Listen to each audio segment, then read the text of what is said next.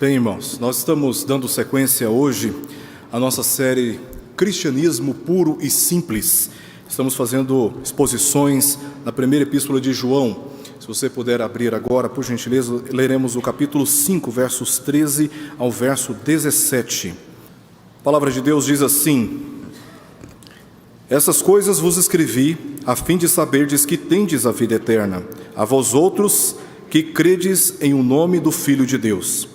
E esta é a confiança que temos para com Ele, que se pedirmos alguma coisa segundo a sua vontade, Ele nos ouve. E se sabemos que Ele nos ouve quanto ao que lhe pedimos, estamos certos de que obtemos os pedidos que lhes temos feito. Se alguém vir a seu irmão cometer pecado, não para a morte, pedirá, e Deus lhe dará a vida. Aos que não pecam para a morte. Há pecado para a morte. E por esse não digo que rogue. Toda injustiça é pecado, e há pecado para a morte. Vamos rogar a Deus para que Ele nos dê compreensão dessa passagem? Vamos falar com Ele. Senhor Deus, está diante de nós a Tua santa palavra. Nós a respeitamos, pois a temos como autoridade do Senhor para a matéria de fé e de conduta cristã.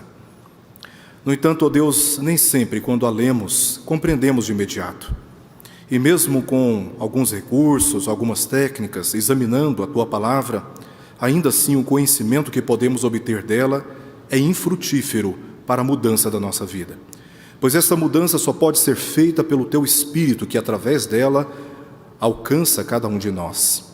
E é por isso que nós oramos agora, pedindo ao Senhor que nos convença, que o Senhor mesmo persuada o nosso coração, e que não tenhamos, Senhor, nenhuma resistência de nos render diante de Ti, confessando ao Senhor os nossos pecados pela confiança de que o Senhor ouve a nossa oração. Nós oramos por isso, Te pedimos especialmente por aqueles que ainda não conhecem o Senhor, que o Senhor de um modo especial alcance cada um dos seus corações, haja quebrantamento, haja conversão e arrependimento genuínos. Nós oramos por isso em nome de Jesus. Amém. Meus irmãos, uma certa vez uma senhora bem idosa passou por um problema muito grave de saúde. Ela ficou acamada. Então toda a família se mobilizou na direção de tentar ajudar aquela senhora que estava passando por uma grande crise. E a sua netinha, genuinamente, tentou fazer tudo o que era possível para ajudar. Observava os horários dos medicamentos que ela precisava tomar, sempre ia até o seu quarto para saber como a sua avó se encontrava, e chegou um ponto que a sua netinha chegou para a sua avó e disse o seguinte: vovó, tudo o que eu precisava fazer pela senhora eu já fiz, agora precisa confiar no Senhor. A vovó daquela tão sincera criança olhou para ela e disse assim: nossa, a situação deve estar muito séria, tem que chegar a este ponto. Muitas vezes nós encaramos as experiências da nossa vida assim. Quando temos que confiar em Deus, parece que é assim, o último recurso, a última instância, e como se fosse algo realmente só para confortar o nosso coração. Porque confiar em Deus no momento de grave crise na saúde é como um consolo temporário. Por isso a avó daquela criança disse: nossa, chegou a este ponto de ter que confiar em Deus. A netinha virou para ela e disse: vó, nós sempre precisamos confiar em Deus. A passagem que nós lemos, João nos exorta a ter confiança em duas questões fundamentais da vida cristã. A primeira dela é que devemos ter confiança sobre a vida eterna que o Senhor nos deu através da salvação em Cristo Jesus. A segunda confiança que precisamos ter é a confiança na oração. Quando nós oramos, quando nós nos dirigimos a Deus, precisamos fazer isto na certeza de que Deus ouve as nossas orações.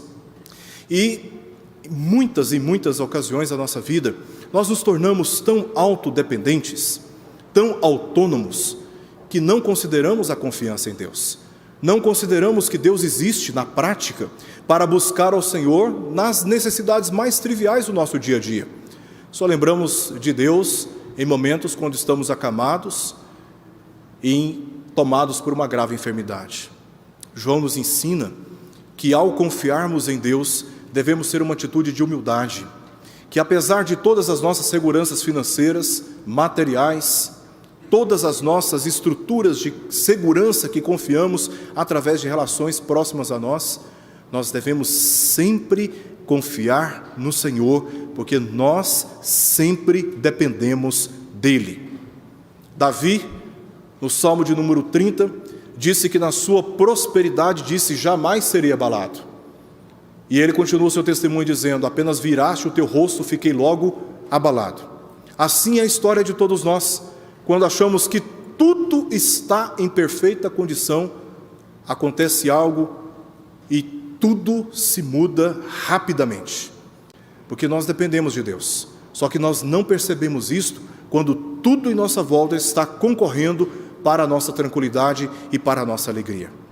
E esta passagem nos chama a atenção para esta consciência que deve ser mantida no nosso coração, de que dependemos de Deus em todo instante. Se você observar bem, a partir do verso 13 até o último verso, verso 21, João está aqui concluindo a sua epístola. E como é uma conclusão da sua epístola, ele aborda alguns assuntos rapidamente, assuntos esses pastorais, que ele não quis deixar passar batido. E ele trata aqui conosco várias questões. A primeira delas, no verso 13, é a certeza que precisamos ter da vida eterna, porque cremos em Jesus. Se cremos em Jesus, podemos ter certeza da nossa salvação. Depois, no verso 14, veja como ele diz, no verso 14, ele diz assim, verso 15, ele começa dizendo, e sabemos.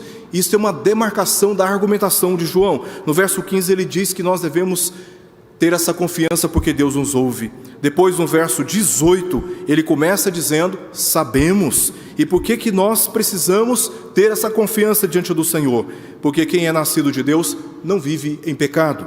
Ainda no verso 19, no verso seguinte, ele continua uma outra argumentação. Sabemos. Aqui João está chamando a nossa atenção de que somos de Deus, o povo de Deus. E ele termina no verso 20, mais uma vez usando esse verbo, também sabemos. São blocos de argumentações de João, mas agora no final ele diz que nós devemos ter a confiança, pois o seu Filho é vindo, Jesus está voltando. E nessa ocasião eu quero destacar aqui, na passagem que nós lemos, duas argumentações de João, uma que se encontra no verso 13, como eu já mencionei, nós devemos ter certeza, confiança de que temos a vida eterna, nós que cremos no Filho de Deus. Segunda parte e última parte está no verso 14 ao verso 17, onde João diz que devemos ter confiança de que Deus ouve as nossas orações. E ele dá aqui para nós 5 instruções sobre a oração. A primeira delas, verso 14, a oração deve ser feita de acordo com a vontade de Deus. Em segundo lugar, no verso 15, a oração deve ser feita com confiança. Em terceiro lugar, ele diz que devemos orar por aqueles que pecam, não para a morte. Por estes devemos orar. No verso 16, não devemos orar por aqueles que pecam para a morte. E ele termina mostrando para nós a razão porque todos nós devemos orar. Duas argumentações básicas. Primeiro, a confiança que precisamos ter na vida eterna, porque cremos em Jesus. O segundo, que quando nós oramos, Deus ouve as nossas orações. Vamos ver cada um destes pontos aqui, voltando os nossos olhos mais uma vez para aquilo que diz no verso 13. Essas coisas vos escrevi, a fim de saberdes que tendes a vida eterna, a vós outros que credes em o nome do Filho de Deus. João começa dizendo estas coisas. Que essas coisas são essas que ele se refere aqui. Ele se refere a todo o seu ensino na primeira epístola de João. E este ensino está resumido nos versos 11 e 12, os versos imediatamente anteriores, onde nós lemos, e o testemunho é este, que Deus nos deu a vida eterna, e esta vida está no seu Filho. Aquele que tem o Filho tem a vida. Aquele que não tem o Filho de Deus não tem a vida. Então, João, ele oferece para nós todo o ensino dessa epístola para justamente fazer-nos acreditar nessa verdade. A verdade de que nós fomos salvos pela fé em Cristo Jesus e precisamos desta certeza, dessa confiança nesta obra maravilhosa do Senhor Jesus realizada naquela cruz. João escreveu essa epístola com basicamente 4 propósitos. O primeiro é para que tivéssemos comunhão com Deus e também uns com os outros. Volte a sua Bíblia, por favor, no capítulo 1, verso 3. Ele diz: o que temos visto e ouvido anunciamos também a vós outros, para que vós igualmente mantenhais comunhão conosco. Ora, a nossa comunhão é com o Pai e com o seu Filho Jesus Cristo. Este foi um propósito. O segundo propósito de João, através dessa epístola, está no verso 4. Ele escreve com a finalidade de promover a alegria completa, a mesma alegria dos apóstolos, fosse a mesma alegria da igreja na presença de Deus. Verso 4 diz: estas coisas, pois, vos escrevemos para que a nossa alegria seja completa. João também escreve, capítulo 2, verso 1, com um propósito de nos instruir, de guardarmos a palavra de Deus no nosso coração, a fim de não pecarmos contra o Senhor. Ele diz no capítulo 2, verso 1: filhinhos meus, estas coisas vos escrevo para que não pequeis. Se todavia alguém pecar, temos advogado junto ao Pai, Jesus Cristo, o justo. Então essas palavras foram escritas e destinadas à igreja e pelo Espírito até nós, para não pecarmos. Contudo, se pecarmos, temos a confiança de que Jesus é o nosso advogado e é Ele quem intercede por nós.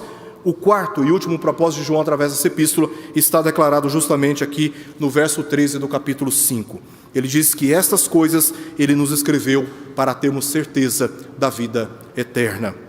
Ele considerou que aqueles que permaneceram fiéis, depois do racha que teve na igreja, se você voltar mais uma vez à página da sua Bíblia, capítulo 2, verso 19, você vai perceber que houve um racha dentro da igreja, houve uma divisão. Diz no capítulo 2, verso 19, eles saíram do nosso meio, entretanto, não eram dos nossos, porque se tivessem sido dos nossos, teriam permanecido conosco, todavia eles se foram, para que ficasse manifesto que nenhum deles é dos nossos. João está considerando aqueles que permaneceram, não aqueles que foram, mas aqueles que permaneceram fiéis após esta divisão. E assim ele escreveu para encorajá-los e também para dar a eles a confiança de que eles estavam salvos em Cristo Jesus. Por isso é que João escreve essas coisas, verso 13. Agora, versos 14 até o verso 15, verso 17, João dá aqui algumas instruções a respeito da oração, de que devemos sim orar com a certeza de que Deus ouve as nossas orações. Então, pela certeza de que temos a vida eterna, por cremos em Jesus, vivemos agora orientados pela palavra de Deus e por ela somos santificados, inclusive nos interesses do nosso próprio coração.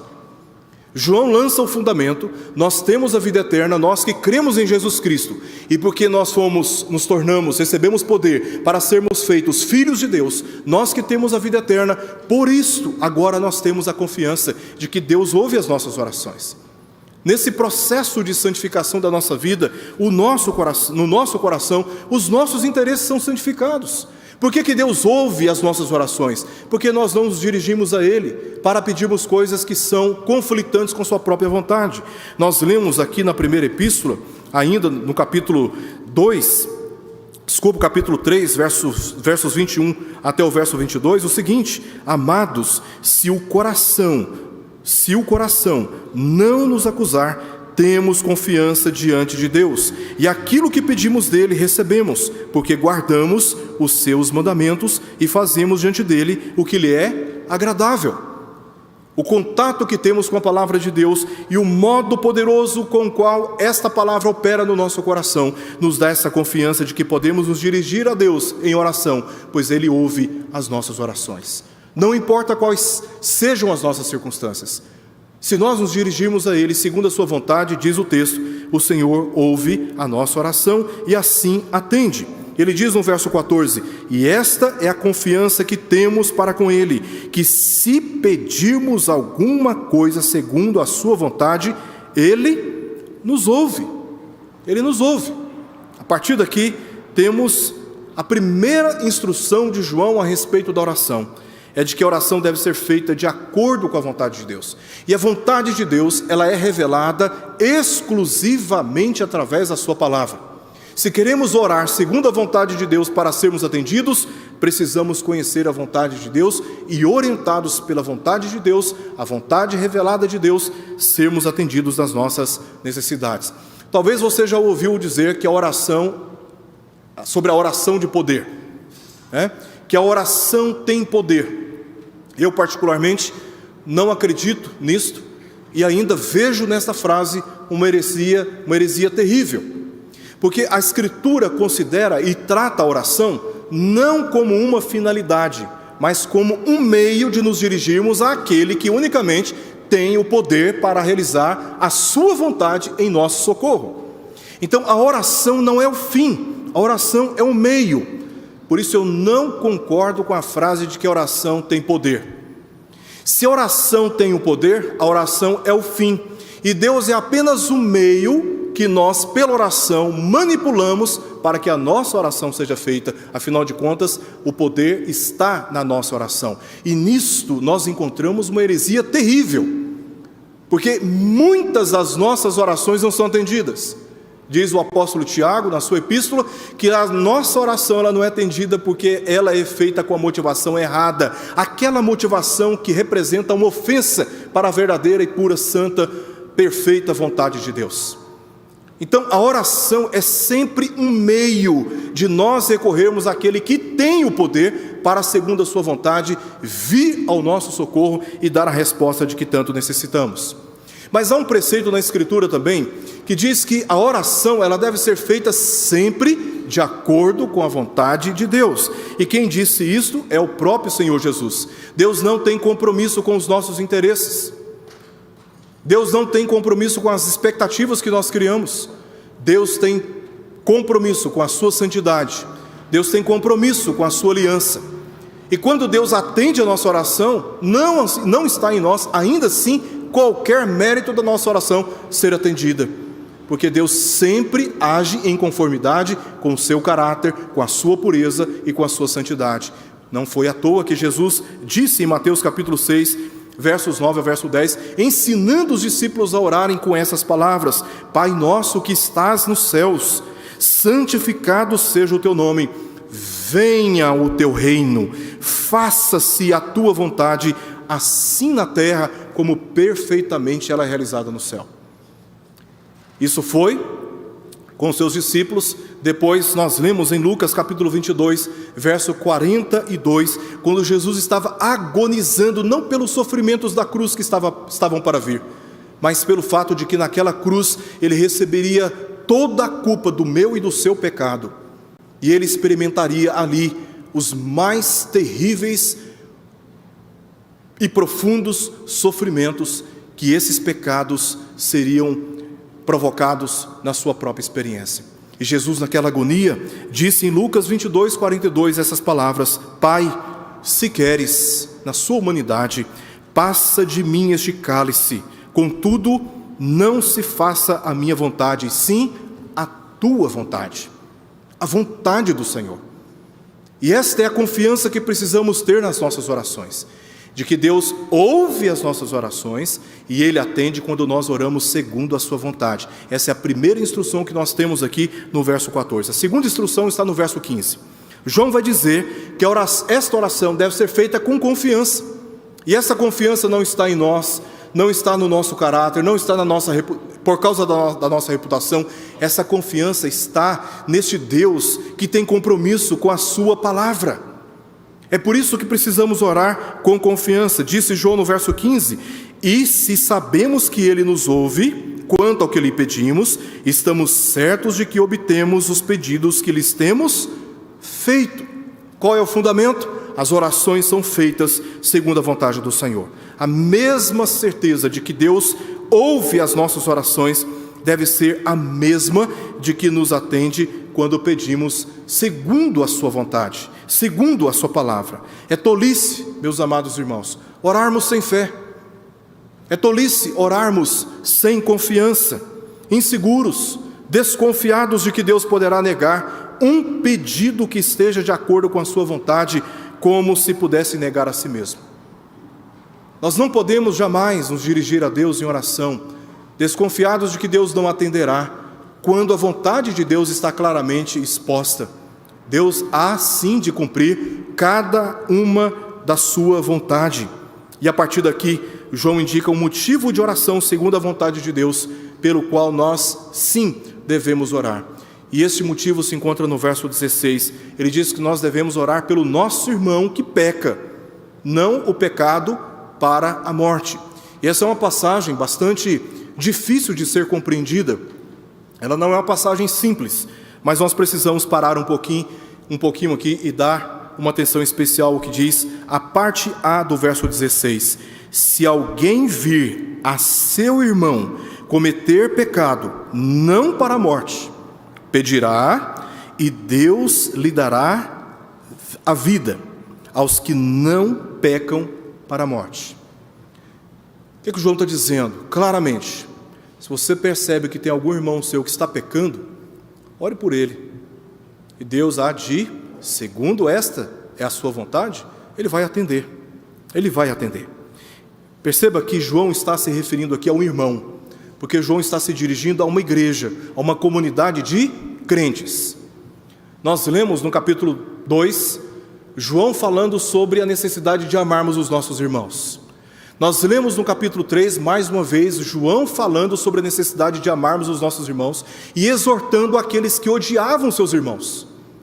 Nós vemos novamente no capítulo 5, capítulo 4, mais uma vez nos exortando a amarmos os nossos irmãos e chegando a ponto de dizer que se nós dizemos que nós amamos a Deus, versos 20 e 21, mas odiamos os nossos irmãos, nós estamos mentindo e a verdade de Deus não está em nós. Sabe por que João disse todas essas coisas?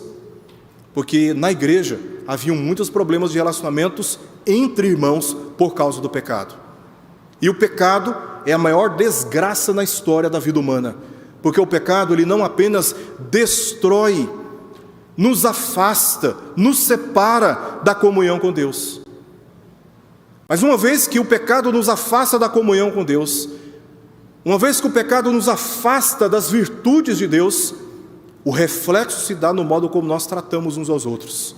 É por isso que até mesmo dentro da igreja há irmãos que pecam uns contra os outros e criam problemas de relacionamentos o tempo todo.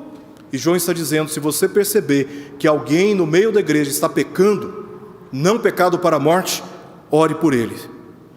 Todos aqueles que creem em Jesus e professaram a sua fé mediante batismo, estão salvos, têm a vida eterna. Essa é a certeza que João já comunicou no verso 13. Seus pecados já foram justificados, e a condenação eterna sobre a qual se encontravam foi cancelada. Os nossos pecados que cometemos frequentemente, diariamente, não apenas contra nós, contra os nossos irmãos, contra Deus, os efeitos eternos destes pecados já foram anulados pela obra do Senhor Jesus Cristo. Nós estamos salvos, nós estamos justificados diante do Senhor. Deus garantiu que o destino eterno destes que pecam, como eu e como você, todos nós temos as nossas imperfeições, as nossas deficiências, as nossas incoerências, as nossas hipocrisias. No entanto, estamos diante de um Deus que é misericordioso e que ouve as nossas orações. O pecado causa danos nas nossas relações, nos tira a paz, nos tira a saúde, destrói reputações. O pecado só nos traz danos. Mas aquilo que João escreveu para comunicar encorajamento e confiança aos crentes daquela igreja, e que pelo Espírito chega a nós neste momento, é a certeza de que nós temos um advogado junto ao Pai. E Ele, e através dele, Deus nos oferece perdão. Deus nos oferece a paz que o pecado tira, Deus restitui através do seu perdão. E você que está me ouvindo aqui agora, e tem consciência dos seus pecados, confie na verdade de que Deus em Cristo Jesus, Ele oferece a você perdão para os seus pecados.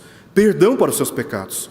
No entanto, esta visão de que Deus em Cristo, Ele anulou toda a nossa dívida, Ele cancelou a nossa dívida, justificando-nos dos nossos pecados, nós que cremos no Filho de Deus, esta é uma visão geral da salvação, que nos permite apenas contemplar o seu resultado final. Os nossos pecados, eles não mais podem nos afastar eternamente da presença de Deus.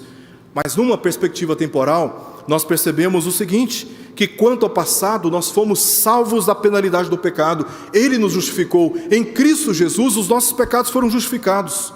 No tempo presente, estamos sendo salvos do poder do pecado.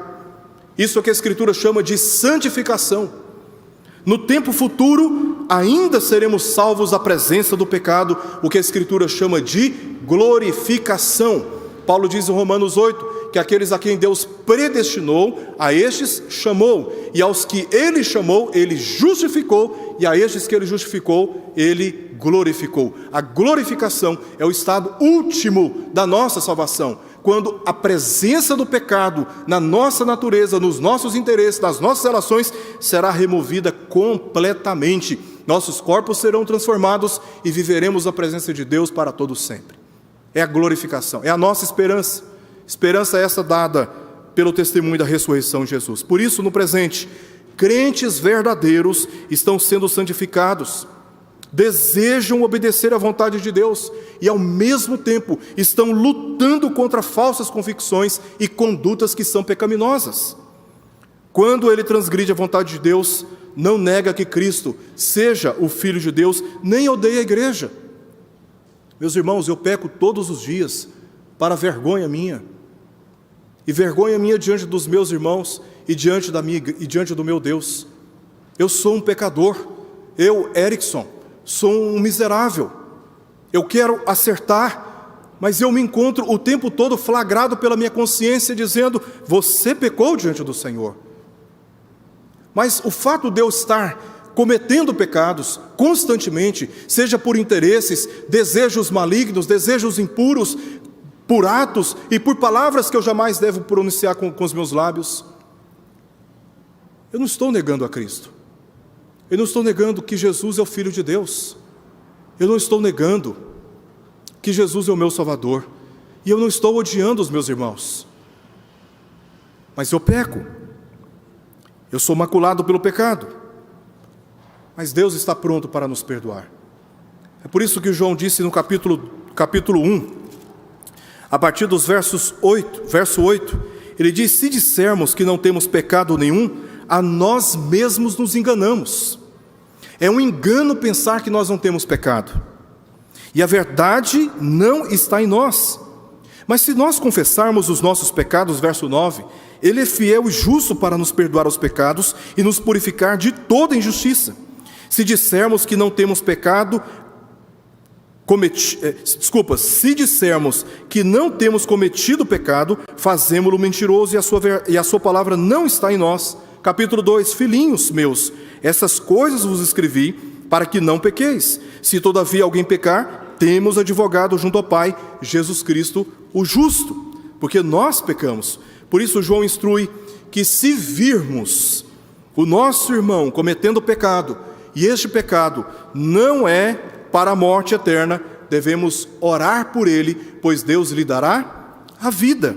Ou seja, se virmos o nosso irmão sendo afastado por falsas doutrinas e influenciado pela conduta de falsos pregadores, mas não a ponto de renunciar à sua fé, uma vez professada em Jesus Cristo, devemos orar por ele, porque Deus lhe dá a vida.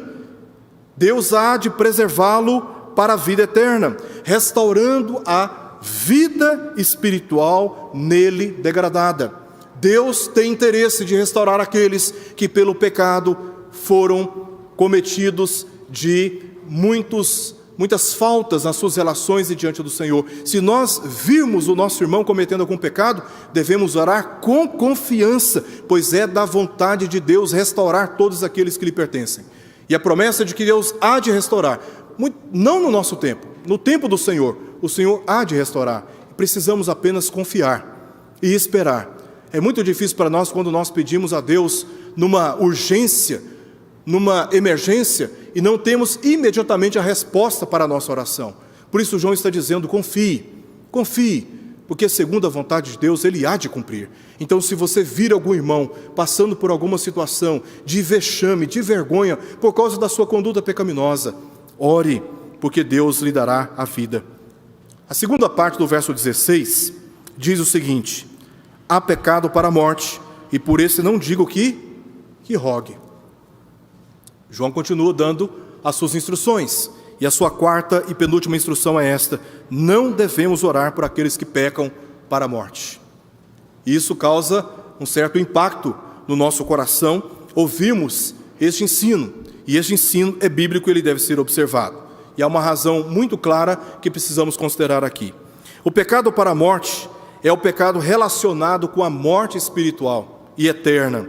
E só pode ser cometido por aquele que faz uma falsa confissão de fé. Ele ainda não crê em Jesus. Muito embora, dentro dos ditames da religiosidade, ele tenha até professado a sua fé, mas ainda ele não crê em Jesus Cristo. E crer em Jesus Cristo não é apenas uma declaração verbal, oral da nossa fé. Crer em Jesus Cristo compromete toda a nossa vida, porque nós acreditamos nisso. Nós acreditamos nisso. João contrasta a morte com a vida eterna nos versos anteriores. Olha o que ele diz no verso 11 e verso 12. Deus deu a vida eterna e essa vida está no seu Filho. Ponto. Esse é um fundamento. Agora no verso 12 ele diz: aquele que tem um filho tem a vida, o que não tem filho não tem a vida. Bem simples assim, porque a vida está no seu Filho, disse João. E ele fez esse contraste entre aqueles que têm a vida com aqueles que não têm a vida, para distinguir o crente daquele que nega que Jesus Cristo é o Filho de Deus e resiste à comunhão com a igreja. Um dos principais efeitos da degradação espiritual no relacionamento com Deus é o menosprezo pela igreja. É uma das primeiras coisas que começam a acontecer no processo do enfraquecimento espiritual. Nós começamos a perder a noção da importância de estar congregado com o povo de Deus, onde ali ele ordena a sua bênção, diz o salmista no Salmo 133. Por isso que João, desde o início, do capítulo 1, está o tempo todo falando sobre a relação de Deus e como essa relação impacta a nossa vida comunitária. O contexto nos ajuda a entender exatamente isso aqui. Alguns tiveram sob a autoridade do ensino apostólico, mas eles decidiram se afastar, conforme lemos aqui no capítulo 2, verso 19. E eles deixaram a comunhão com a igreja, porque eles negaram o ensino apostólico a respeito de Jesus Cristo. Nos versos seguintes diz que eles negaram que Jesus é o Filho de Deus. O que eles fizeram? Eles se afastaram da comunhão com a igreja. João disse que somente os que creem em Cristo e o confessam verdadeiramente têm a vida eterna. Como a fé em Cristo é a única solução para a condenação do pecado, o pecado para a morte é a negação do meio da salvação. Se estamos eternamente condenados, e a única solução que Deus providenciou para a nossa salvação é Cristo, se eu nego a Cristo, se eu rejeito a Cristo, se eu resisto crer e me sujeitar a Cristo, eu estou negando a única solução para ser liberto dessa condenação de eterna escravidão.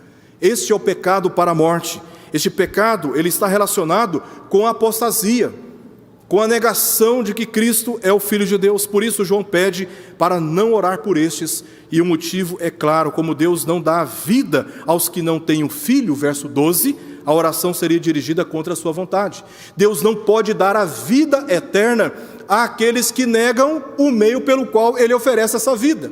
Seria uma oração contrária à sua vontade. Então, se oramos por aqueles que pecam para a morte, essa oração não pode ser atendida. E João, portanto, diz: por este pecado eu peço para que não rogue. Peço para que não rogue. Quando alguém deliberadamente rejeita crer em Jesus e diz não crer em Jesus, eu particularmente não acredito em ateísmo, e esse é um assunto que eu gostaria de tratar em outra ocasião. Mas quando alguém diz claramente: eu não acredito em Deus, eu não acredito em Jesus Cristo, isso é uma balela, isso é uma ideologia do cristianismo primitivo, insustentável pela racionalidade, eu não tenho nenhuma outro caminho e outra razão para acreditar de que essa pessoa está cometendo o pecado para a morte. Porque não há solução para aqueles que negam o Filho, pelo qual Deus oferece a vida eterna. Quero terminar mostrando no verso 17 uma outra instrução de João quanto à razão por que devemos orar. Ele diz no verso 17: toda injustiça é pecado, e há pecado para a morte. É possível que muitos de nós tenhamos uma ideia biblicamente inconsistente sobre o pecado. não dimensionando a gravidade da sua natureza e das suas consequências. Se nós tivéssemos essa noção tão claramente, nós fugiríamos do pecado com muito mais vigor, mas é conhecido na nossa própria experiência a falsa convicção de que o pecado não é tão terrível assim. Há aqueles que pensam que há pecados pequenos e outros pecados que são grandes. Há aqueles que pensam que há pecados aceitáveis e outros menos aceitáveis. Há aqueles que pensam que há pecados necessários e outros que são dispensáveis. Entretanto, este verso aqui é enfático ao descrever o pecado. Não existe um único ato de injustiça que não seja pecado. Todo ato de injustiça é pecado. Há apenas um pecado classificado como pecado para a morte. A Bíblia faz essa distinção: pecado que não é para a morte e pecado que é para a morte. E o pecado para a morte é o pecado da apostasia, ou seja, o de negar que Jesus Cristo é o Filho de Deus e obstinadamente se recusa a confessá-lo, se recusa a se arrepender. Este é o pecado imperdoável sobre o qual Jesus diz lá em Mateus capítulo 12, mas a Bíblia não classifica este pecado para dizer que podemos cometer todos os outros como se fossem menos graves. Na realidade, João está falando sobre esse pecado para a morte para nos advertir de todos os demais, pois mesmo dizendo que mantemos comunhão com Deus, conforme ele diz no capítulo 1, verso 6, se nós persistirmos em andar em trevas, mentimos e não praticamos a verdade. Deus não está em nós, Ele não habita em nós, o seu Espírito não está em nós, nós ainda não cremos em Jesus. Porque, como veremos mais adiante, sabemos, verso 18, verso seguinte: aquele que é nascido de Deus não vive em pecado. O crente verdadeiro que crê em Jesus Cristo, ele tem uma atitude radical em relação ao pecado. Ele está em guerra consigo mesmo, ele se ofende com o pecado e ele sofre na sua consciência, porque ele sabe que o pecado é uma ofensa na presença de Deus. E o pecado não é algo que nós podemos brincar, o pecado não é algo que nós podemos subestimar, o pecado não é algo que vale a pena nos arriscar. Temos que ter uma atitude séria quanto ao pecado, e João está dando essa advertência. Mesmo tendo conhecimento do Evangelho, o pecado tem o poder de nos tornar insensíveis e sem temor, e podemos progressivamente negar aquilo que agrada a Deus, a ponto de no final, este é o final do poço, fundo do poço, no final negar a Jesus.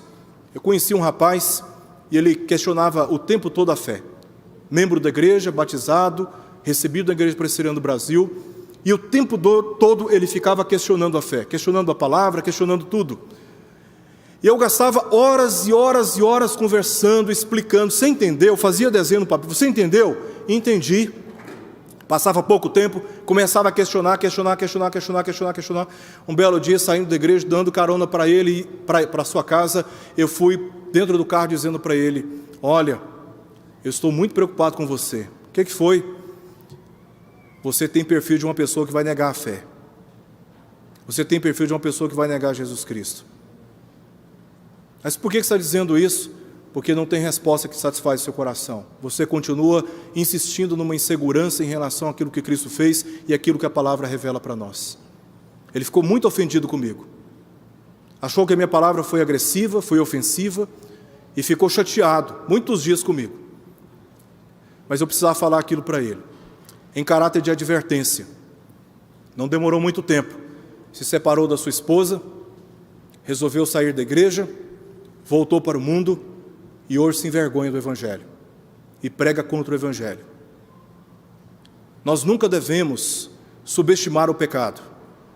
O pecado tem o poder de progressivamente nos afastar tão radicalmente de Deus, a ponto de no final negarmos que Jesus é o Filho de Deus. Por isso, esse verso é uma advertência de que toda injustiça é pecado e, portanto, devemos orar e nos arrepender para não agirmos como aqueles que negam a Cristo na sua incredulidade. Também, se alguns de nossos irmãos estão cometendo pecado, devemos orar pela restauração deles, exceto se estão negando deliberada e abertamente Cristo e a comunhão com os nossos irmãos. Eu quero terminar deixando aqui 4 conselhos da palavra de Deus para nós, com base naquilo que nós lemos e examinamos aqui. Primeiro, uma das coisas que aprendemos aqui neste texto é de que devemos e podemos confiar na salvação que Deus nos concedeu pela fé em Jesus Cristo. Muitos de nós aqui fomos formados em doutrinas que passaram para o nosso coração aquela certeza de que se nós, pelos nossos atos pecaminosos, cometermos, agirmos assim, nós perderemos a nossa salvação. E passamos a viver numa ansiedade muito grande, pensando que a salvação pode ser perdida. A salvação não pode ser perdida. Uma vez salvos, sempre salvos. E isso não é por nossa causa, mas é por causa daquilo que Jesus Cristo fez, cujos efeitos são eternos, segundo o autor de Hebreus. A nossa salvação é uma garantia que Deus nos deu em Cristo Jesus. E os pecados que nós cometemos no passado, eles já foram cancelados. Não precisamos mais andarmos no presente sob a culpa de pecados que Deus em Cristo já nos ofereceu perdão. E eu e você agora podemos levantar a nossa cabeça e vivermos em paz. Cometemos coisas terríveis no passado, mas nós já colocamos nos pés da cruz e fomos justificados dos nossos pecados. Agora, a partir da cruz, andemos na confiança de que Ele nos amou tão grandemente que enviou o seu Filho para perdoar os nossos pecados. Você está perdoado. Você está livre da culpa. Você foi liberto. E não há nada mais que eu e você possamos fazer, ou o diabo, ou o mundo, que possa anular a obra de Jesus Cristo na cruz. Esta é a certeza de que temos a vida eterna. O que nos resta no final, quando Cristo vier, é de sermos simplesmente transformados e introduzidos no estado glorificado na presença de Deus. E João transmite essa segurança a todos nós. Também termos a confiança, por isso, de que se nós orarmos em conformidade com a vontade de Deus, Ele nos ouve. Ele nos ouve. As nossas orações precisam ser guiadas pela instrução da palavra de Deus. Nós não faremos orações que Deus ouvirá se nós não conhecermos a palavra de Deus. Precisamos degustar essa palavra todos os dias, a conhecermos e obtendo dela instrução, guia, para orarmos em conformidade com a vontade do Senhor. Como o próprio Jesus disse lá em Lucas 22:42, que seja feita a tua vontade e não a minha vontade, um modelo para todos nós. Nós temos necessidades emergenciais e queremos que Deus nos acuda naquele momento, mas que o Senhor faça a sua vontade. E a vontade de Deus, muitas vezes, não é de aliviar a nossa carga, é de aumentar a nossa carga para nos disciplinar e nos ensinar a confiar nele. Deus sempre faz a sua vontade e Ele sempre ouve, segundo a sua palavra, cada uma das nossas orações. Meus irmãos, precisamos também reconhecer o problema do pecado e a sua gravidade na nossa vida. Não devemos brincar com o pecado. Não devemos subestimar o pecado. O pecado é pecado. O pecado é uma ofensa a Deus contra a nossa maior necessidade de estarmos em comunhão com Deus e necessidade de estarmos em comunhão uns com os outros. Agora, o pecado nos tira a liberdade de olharmos nos olhos uns dos outros, inclusive dentro da igreja. O pecado faz com que, olhando o meu irmão de um lado, eu me desvio do caminho para não ter que cumprimentá-lo. O pecado faz com que o meu coração se encha de amargura, a ponto de demonstrar essa amargura e esse rancor no modo austero, insensível, arrogante, no trato com meu irmão. O pecado deteriora a nossa comunhão, enfraquece a nossa fé e nos torna hipócritas no culto diante de Deus. Pecado é algo grave, e ele precisa ser reconhecido, e diante dele precisamos oferecer a Deus condutas de arrependimento, mudanças de atitudes, para não termos que evitar a comunhão com Deus e a comunhão com os nossos irmãos, e o meio pelo qual Deus providenciou solução é através do perdão em Jesus Cristo. O Senhor Jesus é a solução para o meu pecado e o seu pecado. Nos arrependamos diante dele, confessemos os nossos pecados. Deus ouvirá a nossa oração e nos oferecerá perdão para cada um dos nossos pecados. E não deixemos de fazer o mesmo com aqueles que pecaram contra nós, ou contra quem nós pecamos. Porque a comunhão com Deus determina a restauração da nossa comunhão com o nosso irmão. Se virmos o nosso irmão cometendo algum pecado, não para a morte, oremos, pois Deus é poderoso para atender segundo a sua vontade. Eu queria neste momento orar, mas antes pedir para que você orasse por você e orasse também por algum irmão. Quem sabe neste momento você se lembra que está cometendo pecado. Vamos orar por ele e vamos pedir que Deus lhe restaure a vida que está sendo terrivelmente atacada pelo pecado. E Deus há de ouvir a nossa oração e atender segundo a sua boa vontade. Oremos.